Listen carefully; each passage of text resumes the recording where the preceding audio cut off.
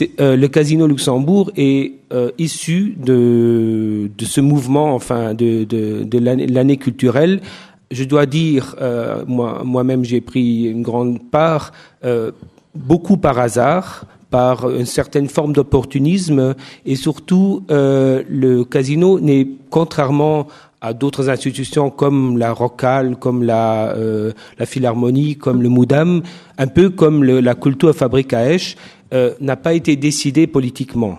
Je pense que chaque institution vit, alors je parle d'une institution, mais chaque institution vit aussi des désirs de ceux qui la dirigent, de la vision qu'ils peuvent avoir. Alors cette vision peut être contestée, discutée, etc. Mais si la vision est est clairement affichée, on peut parler de ça et à partir de ça et voir si les actions qui sont proposées correspondent plus ou moins à cette vision.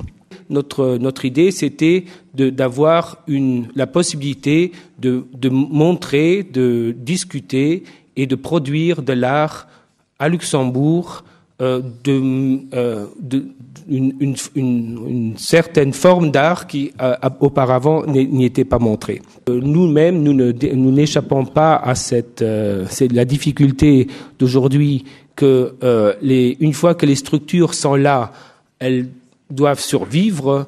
Pour survivre, elles ont besoin souvent de plus en plus d'argent. Or, aujourd'hui, on est dans un mouvement où les structures reçoivent les fonds stagnent. Donc, on nous demande de plus en plus de nous financer par des moyens privés, ce qui pour l'art contemporain est très très difficile. Même le Moudam a du mal pour ça. Donc, une structure comme le Casino qui est considérée toujours un peu comme alternative, un peu sulfureuse, parce que montrer des machines qui font du caca, ça ne plaît évidemment pas à tout le monde et aller chercher un sponsor pour ça.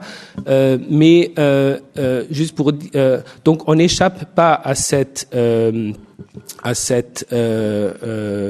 mouvement et pourtant je pense que on peut essayer de trouver des solutions.